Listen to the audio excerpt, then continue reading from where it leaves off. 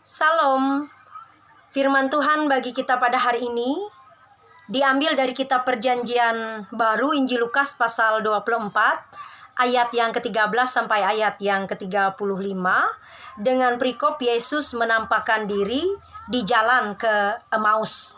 Nah, kawan-kawan sekalian yang diberkati di dalam Yesus Kristus, pada saat saya membaca nas ini, saya kemudian tertarik mulai pada ayat yang ke-16. Oleh karena diceritakan Kleopas dan murid yang lain di dalam nas ini tidak mengenal Yesus yang berjumpa dengan mereka di jalan pada saat itu. Saya sempat membuka ensiklopedia Alkitab, dikatakan bahwa Kleopas atau juga disebut dengan Kleopatras ini adalah salah satu murid Yesus. Bagaimana mungkin murid Yesus yang setiap harinya bersama-sama dengan Yesus, bahkan tinggal dengan Yesus, tidak mengenal sang guru yang bernama Yesus pada saat itu. Tetapi faktanya betul, pada ayat yang ke-16 dikatakan mereka memang tidak mengenal Yesus. Tetapi kemudian saya membaca nas ini, saya melihat bahwa sekalipun mereka tidak mengenal dengan baik siapa orang yang bersama-sama dengan mereka di jalan pada saat itu, mereka berjalan bersama, mereka berbicara satu dengan yang lain, mereka singgah di tempat yang sama, kemudian makan bersama. Barulah pada ayat yang ke-31 dalam bacaan kita pada hari ini dikatakan, mata mereka terbuka untuk dapat kembali mengenal Yesus.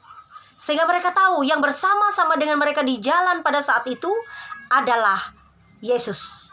Nah, kawan-kawan sekalian yang diberkati di dalam Yesus Kristus, firman Tuhan ini sangat menarik. Karena perjumpaan awal Kleopas dan murid yang lain di dalam nas ini diawali dengan ketidaktahuan mereka dengan Yesus.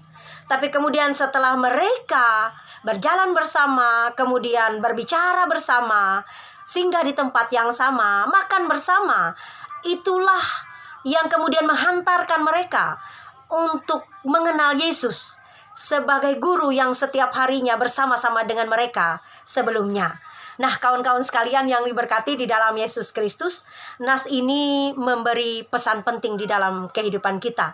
Kalau kita berbicara mengenai pengenalan kita kepada Kristus, iman dan pengharapan kita kepada Kristus, bahwa iman adalah sebuah proses yang bukan hanya memakan waktu 1-2 jam atau 1-2 hari, tapi sebuah proses yang panjang yang harus dilewati oleh orang percaya untuk memahami kehendak Tuhan di dalam kehidupannya.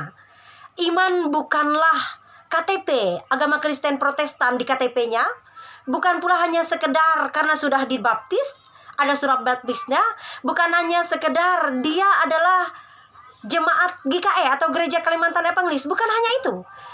Iman juga bukan hanya tahu bahwa juru selamatnya orang Kristen adalah Yesus Kristus. Karena iman bukan hanya berpikir tentang Tuhan atau mengetahui tentang Tuhan, tapi juga mengalami Tuhan di dalam kehidupan kita.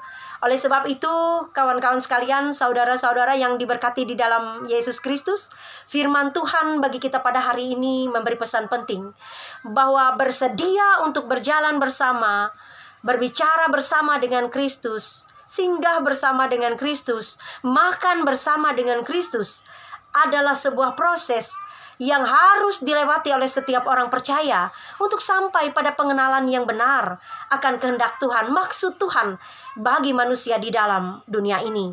Memang kawan-kawan sekalian, kalau berbicara mengenai bertahan dalam iman, tentu kita tidak hanya berjumpa dengan satu perkara saja, tapi banyak perkara terjadi di dalam kehidupan kita. Ada saatnya kita berusaha berbuat baik kepada orang, tapi faktanya kita dibalas dengan kejahatan. Ada saatnya kita berusaha berbicara hal-hal yang baik kepada orang lain, tapi belum tentu kita dibicarakan dengan baik oleh orang lain kepada orang lain. Kita digosipkan dengan hal-hal yang tidak mengenakan, aib kita disebar, kita dipermalukan di tengah orang banyak, bisa jadi. Atau mungkin kita berusaha menolong orang lain, tetapi belum tentu orang yang kita tolong menolong balik kita. Ada banyak hal yang mungkin tidak sesuai dengan ekspektasi kita terjadi di dalam kehidupan kita untuk senantiasa bertahan bersama-sama dengan Kristus di dalam kehidupan kita.